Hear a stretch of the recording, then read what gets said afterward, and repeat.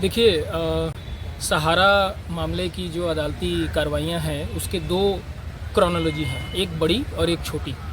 छोटी क्रोनोलॉजी ये है कि 22 मार्च 2022 को ऑनरेबल दिल्ली हाई कोर्ट ने रिट पिटीशन नंबर 669/21 में जो सेंट्रल रजिस्ट्रार हैं उनको कहा कि आप जितने क्लेम्स आए हैं उनको वेरीफाई करिए और सहारा को कहिए कि जो इन्वेस्टर्स हैं वेरिफिकेशन के बाद उसके पैसे लौटाएं।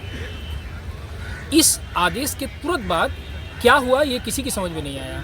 जो सहकारिता मंत्री हैं इस देश के अमित शाह साहब, वो तुरंत चले आए ऑनरेबल सुप्रीम कोर्ट। यहाँ उन्होंने एक आईए लगाई 56308 ऑफ 2023।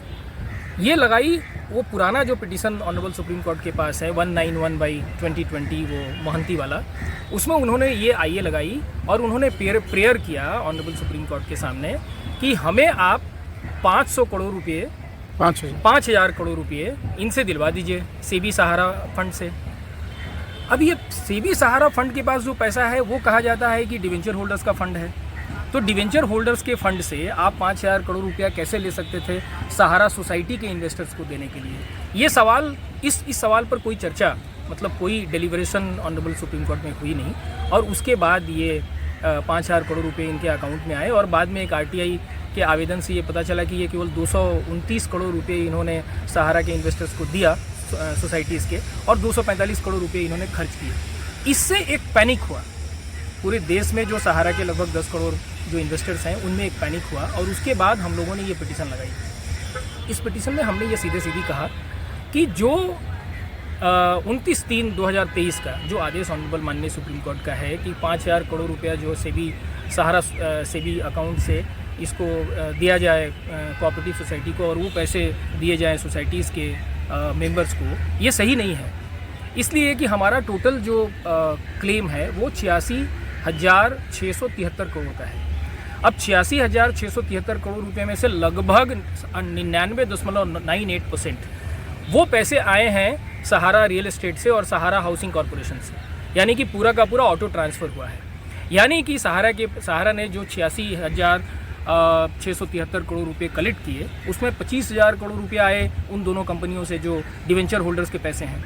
डिवेंचर्स होल्डर्स के पैसे सारे के सारे ऑटो ट्रांसफ़र कर दिए गए सहारा सोसाइटीज़ में और 62,000 करोड़ रुपया उन्होंने एडिशनल वसूला उस सोसाइटीज़ में। तो 62,000 करोड़ रुपये का इन्वेस्टमेंट हुआ है एम्बे वैली में।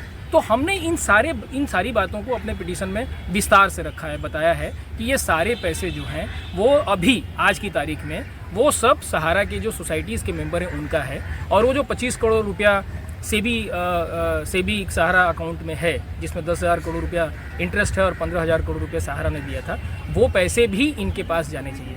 अभी सेबी क्या कर रही है, सेबी ने जो कॉन्टेम्प्ट एप्लीकेशन लगाया है उसमें ये कहा है कि इन्होंने इंटरेस्ट जमा नहीं किया, 10,000 करोड़ रुपया और जमा नहीं किया। टोटल डिमांड उनका लगभग 62,000 करोड़ का है। एक्चुअली ये 62,000 करोड़ रुपया यानी कि 10,000 करोड़ रुपये के अलावे वो 52,000 करोड़ रुपये और मांग रहे हैं इंटरेस्ट के फंड में।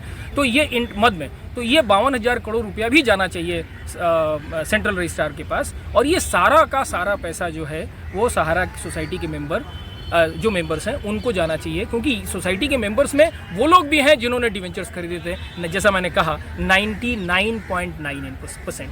तो हम लोगों ने ये अपनी एप्लीकेशन लगाई, पिटीशन लगाई, नया पिटीशन है ये। पहली बार सहारा सोसाइटी के या सहारा के जो इन्वेस्टर्स हैं वो पहली बार ऑनरेबल सुप्रीम कोर्ट में आए। ये मामला 7 मार्च को लगा था। 7 मार्च को इसको टैग कर दिया गया सेबी का जो कॉन्टेम्प्ट पिटीशन था उसके साथ, और फिर ये मैटर आज लगी थी और 3 माननीय जजों के बेंच में ये लगी थी।